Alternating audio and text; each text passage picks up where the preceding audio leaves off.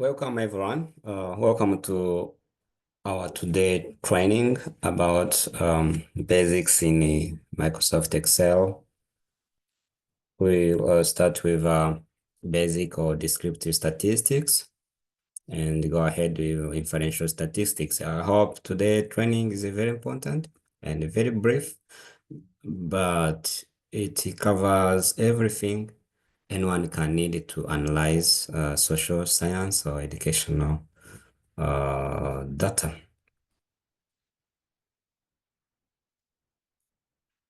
All right, we have some data here.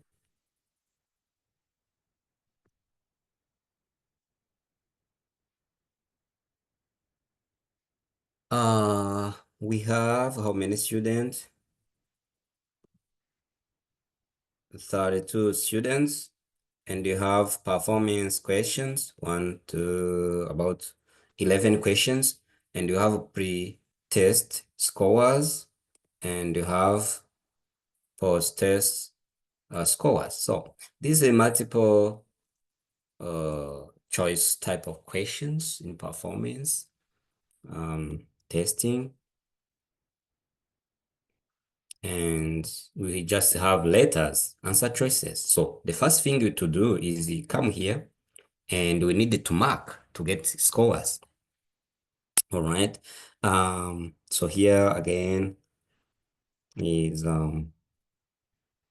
Ray, and these are some questions. We can just copy this, put here, and then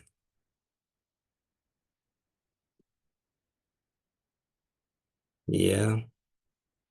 Then this will be post, right? Now come here and we mark. So last time we have studied about it. We use if function. When you double click, it opens another logic test. We use exact test. When you open it, it says we just put text one. Text one is the student answer. That's this one, the student number one, question number one, and then comma, and text two is the correct answer. We have put the correct answer up, or you can put them down, no problem, anywhere here. Now we close the parenthesis, and then we put comma, and then we specify. If correct, if this answer C correspond with correct answer E, then it will give a score 1. If not, maybe score 0, right? But in this case, it will be 0 because you see this is wrong answer it provides, right? 1 and 0. Okay, now enter. Yes, we can get the score 0, right? All right, so to make a correct answer throughout all questions, we come here in the formula. We needed to fix the row,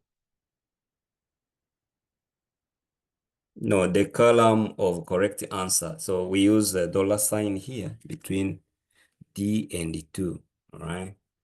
Just hit enter, then you can scroll if I want. Then we are a student. The last student is on 37, all right? We can just copy the formula up to 37 here.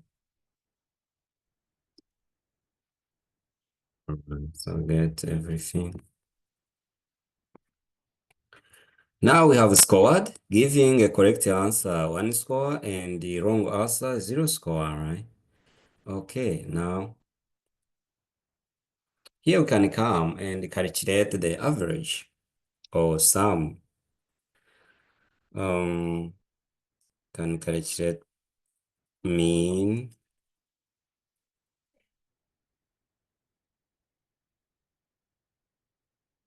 first this mean or average, right?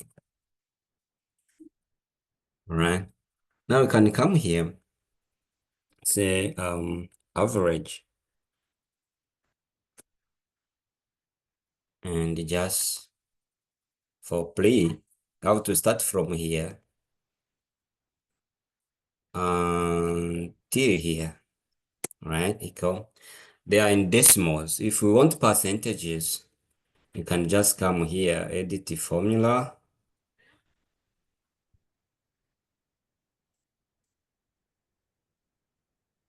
and after this, we can just um,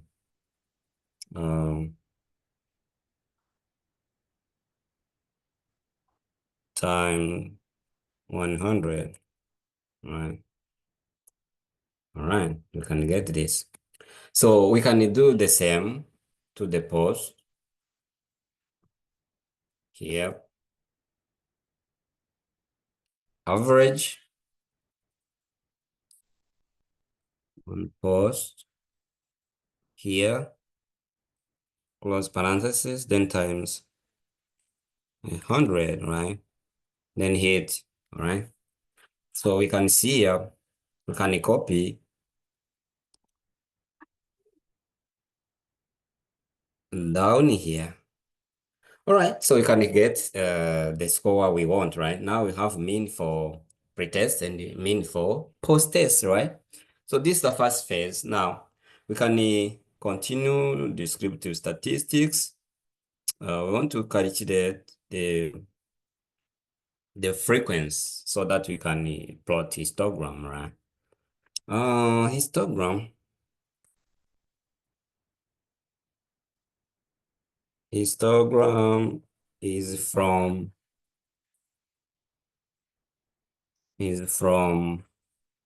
this column. So first of all, we need to calculate bin, and we need bin range, and we need frequency. Okay. Bin, let's say it's an interval of score you want. You can get interval of 2, interval of 5, interval of 10. For me, I can choose 10. If it is 10, then it's 20. Then can scroll down to 10 to 100, right? So the range is just from 0 to 10, right? Like this. And from 11 to 20, like this. So it shows that. So we need to use a quotation, first of all, like this quotation, and then put 11 to 20, right? Then quotation 21 to 30, right? Quotation 21, no, 31 to 40, quotation 41 to 50, quotation 51 to 60, quotation 61 to 70, all right, quotation 71 to 80, all right, 81, 90, 91, 200, all right. This is bin range. All right, now how to calculate the frequency? the score ranges. So we need to select the whole range here, then type equal, then frequency. Frequency function will come up, and then it says data array. Data array, maybe let's first use a pretest. This array, data array, or data we want. All right. Afterward, it shows comma and bin array. Bin array is not bin range. Bin range will be used for plotting, but in this case, we use just bin right here. Now, very important, if you hit enter, it will just provide the first number, and if you copy the formula, it will not work. You can try on a PC. So you need to hold Shift and Control on your Windows PC, and then hit enter. It will fill in the whole range, right? If you want to check, you can check. We need to get the number of a student. The number of student has a two, right? So you can just calculate sum to see how many students are arranged there, right? 32, right? That's correct. All right. Now, what does this number tell us? So we can just come here, select bin range and frequency, not bin, just bin range, and then go to insert, and then go to recommended chart. You can see this frequency figure. This is what we want. And here we have, right?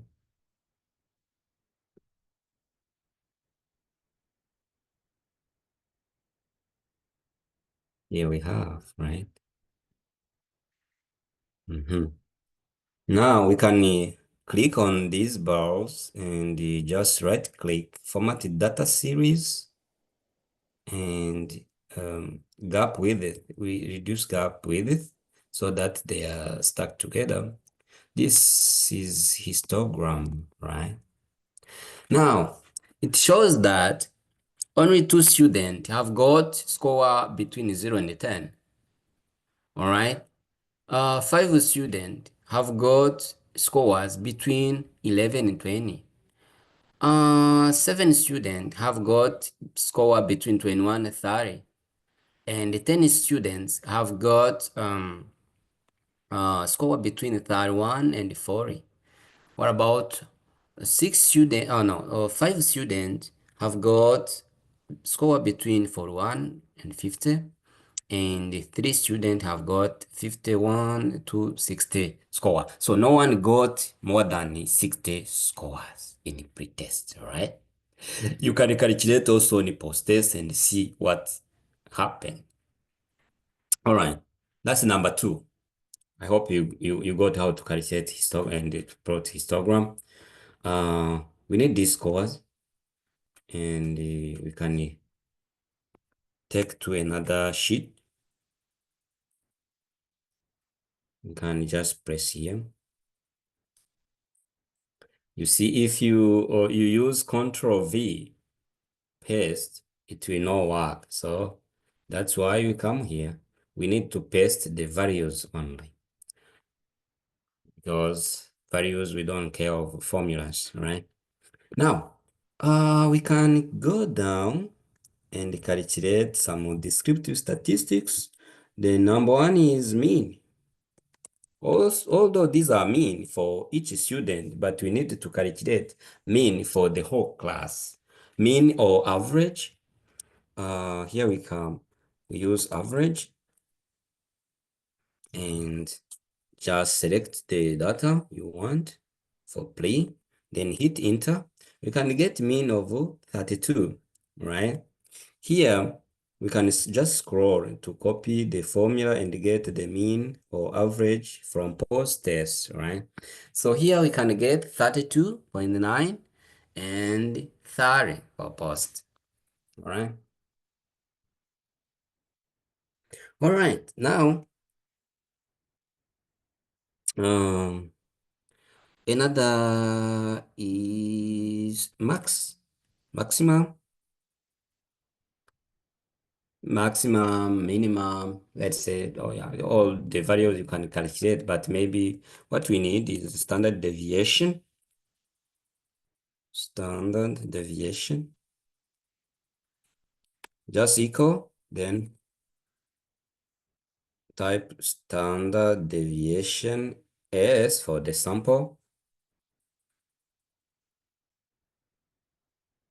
and then hit enter.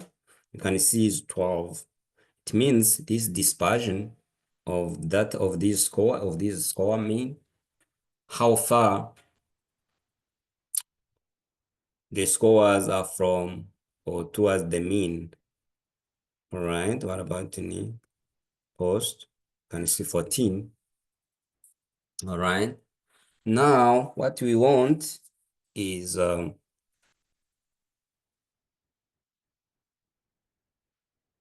the difference in mean.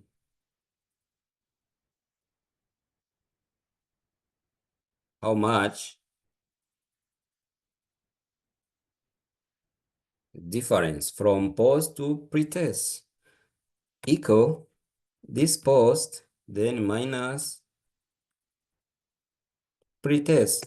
We get minus 2.8. It means student didn't progress from pretest to post-test. Instead, they declined, right? So we got a negative score, all right?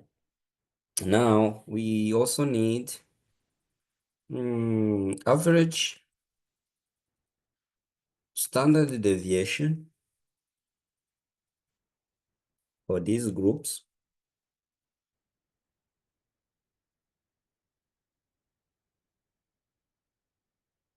equal average, and then this. Okay, we can get 13 because one was 20, no, 12 and 14, right? Now we have an important measurement here called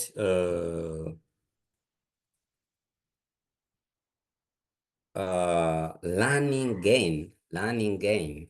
Learning gain.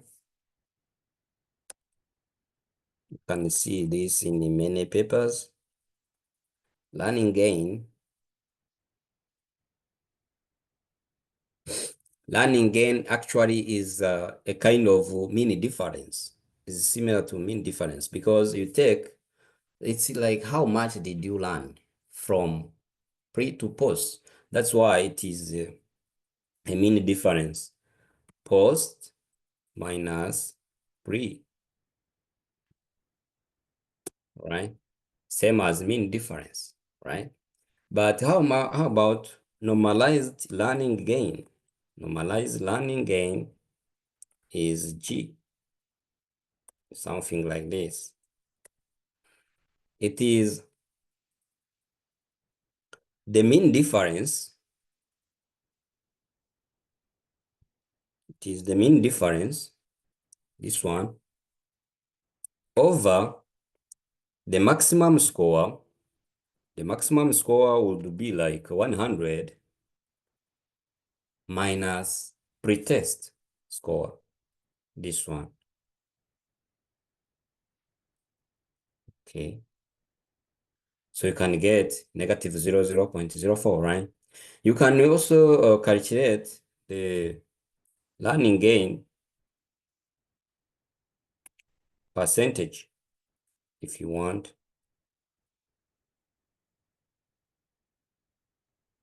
Normalize learning gain percentage.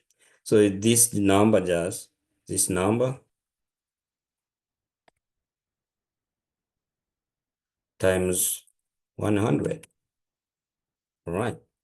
So it means this student got a negative of normalized learning gain of 4.2. All right. So it's similar thing. If you get more score in the post test, then you can get a positive number. That's no problem. All right. Now we have another measurement called effective size. Effective size. How big is your gain? Or how big is the difference in your groups or in your test?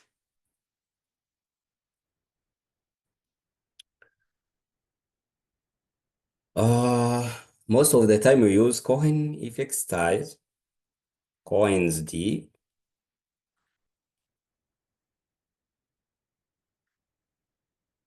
And this is calculated by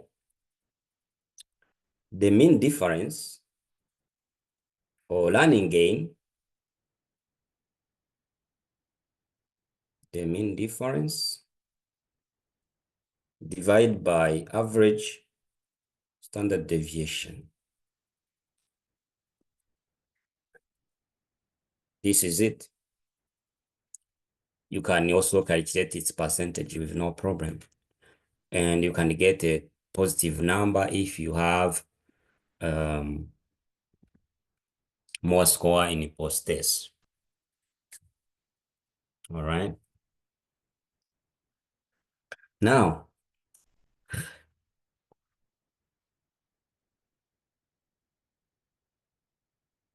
this is how, or we can say about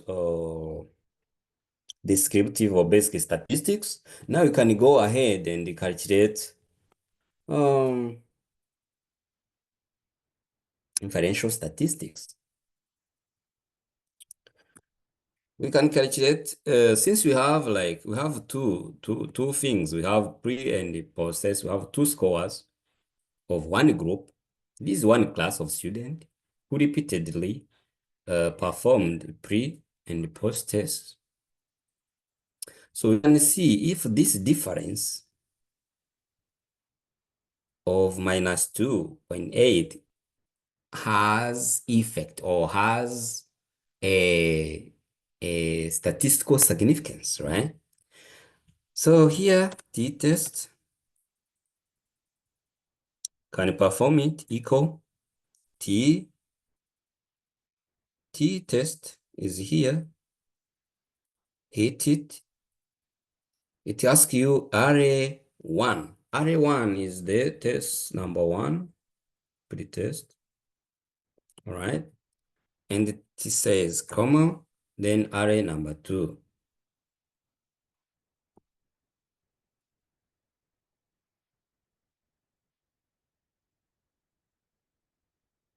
Okay, then it says comma, then a one-tail distribution or two-tail distribution. Two-tail distribution just calculates the difference and it doesn't show the direction. While one-tail distribution shows the direction. Direction means these things are different, but in favor of which group or in favor of which test, right? We can use one tail and comma, then they ask us what type of this t-test is. Is it paired or is independent? Independent means that it should be different. There should be different group, but this one is a one group, but it is paired. It is like repeated test, right? That's why in our case we use paired. If it would be like two school or two classes performed one test, we wouldn't use paired. We should use one among sample equivariance or sample unequivariance. So use now paired, then hit enter. We can get 0.19. And how to interpret these p-values?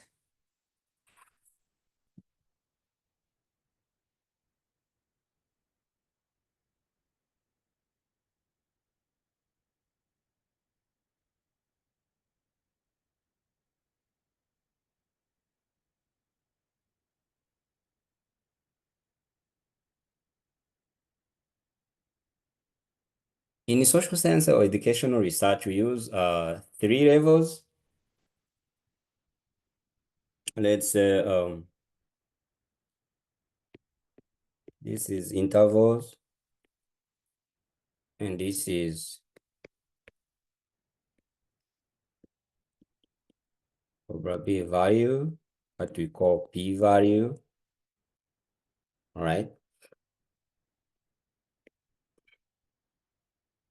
So comparing the two things, we should be certain, we should be more than like sure that that difference has happened, not by random or not by hazard, right?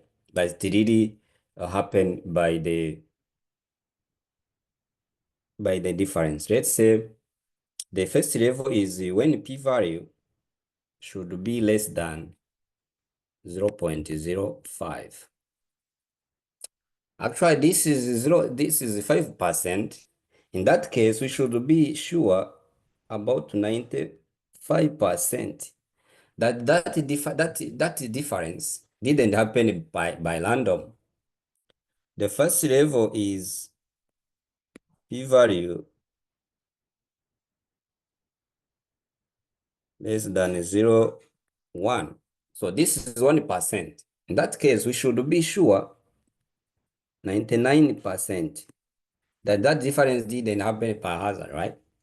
And if really this group are different or these tests are different, this p-value should be less than 0.001. So it means 0.1%. In that case, we should be 99.9% sure that the difference between this pre and the post test has really occurred without any interference of randomization. So this is how we interpret those values from t-test for other inferential statistical tests.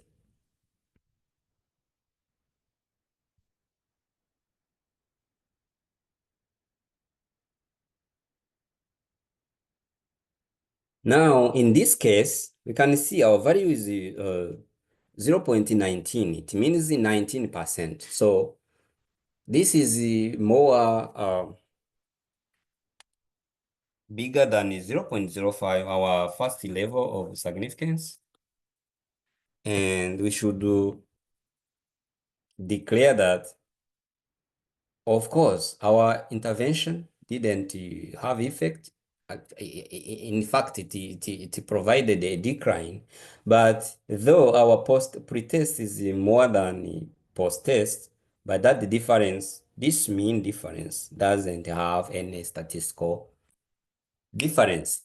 It means our group are not different statistically, are not different statistically.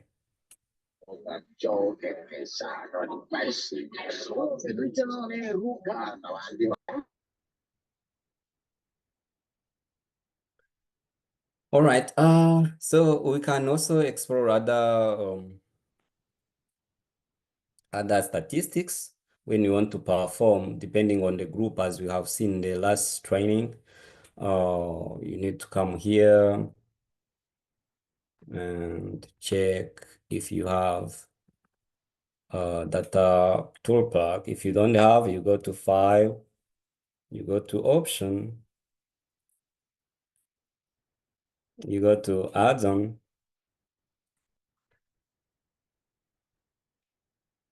then you go to Excel add-ins, you go to Go. Now you can just activate analysis toolpath, then hit OK.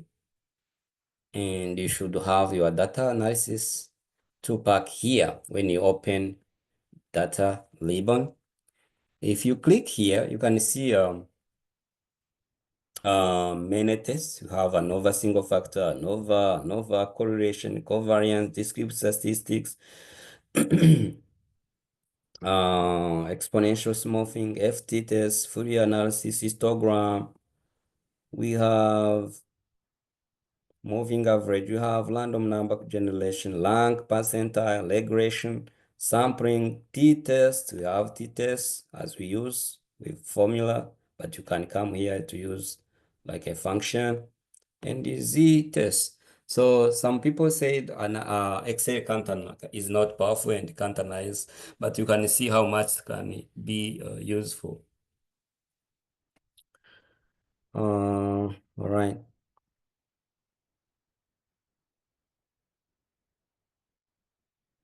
Let's try this descriptive statistics and say and see what it can give us. All right. It shows us input range. We can let's say let's put our pretest and here new worksheet means it will open another sheet to put results, but maybe we want the results here. You can specify where we want the results. Let's say we want results here, next here, right? And you can just hit OK. This will statistically choose at least one statistical option. All right, where is it? Okay, summary statistics, confidence level mean. You can choose summary statistics.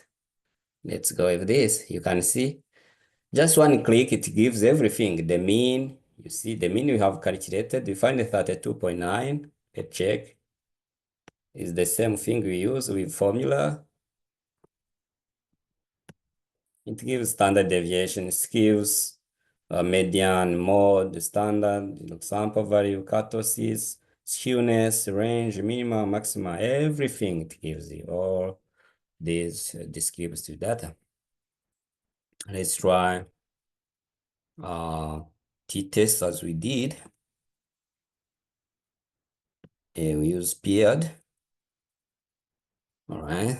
It says variable one range. So this one.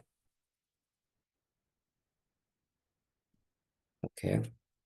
Then here, variable two range, this post.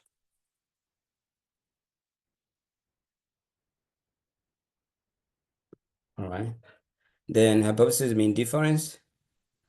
Can use just 0.05. And same thing, output option.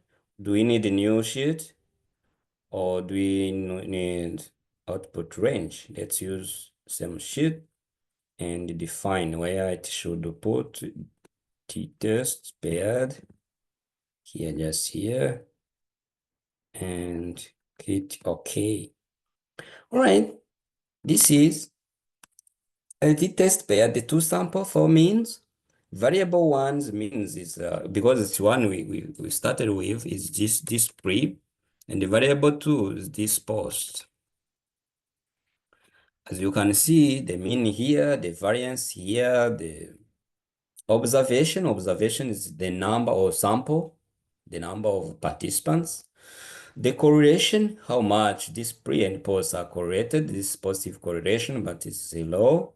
Hypothesis, degrees of freedom is the number of groups minus, no, is the sample, number of sample minus the number of groups.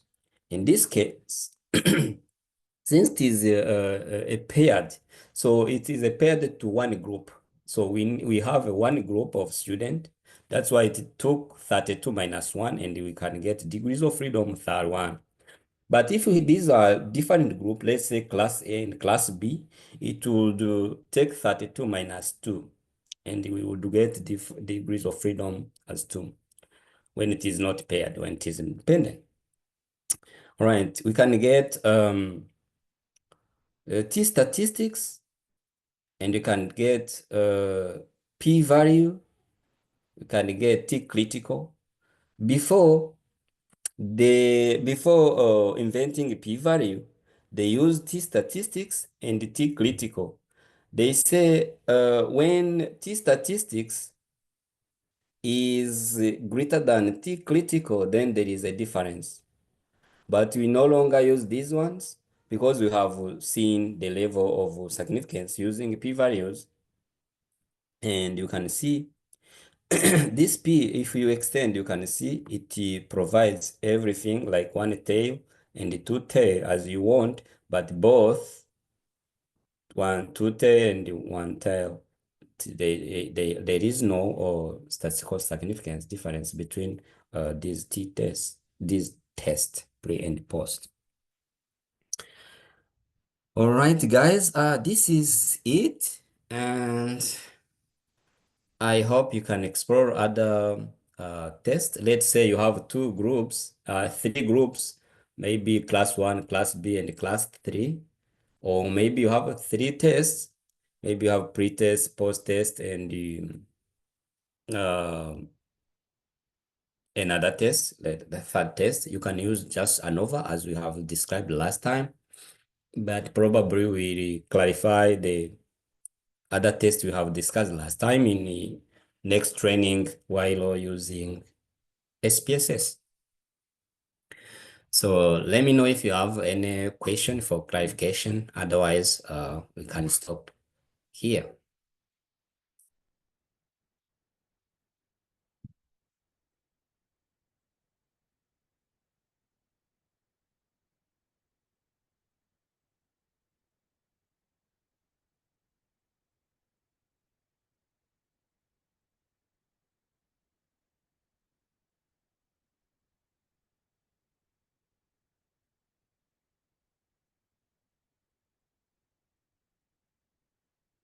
All right, thank you guys. And if no question or clarification, we can close our Zoom here and see you next time.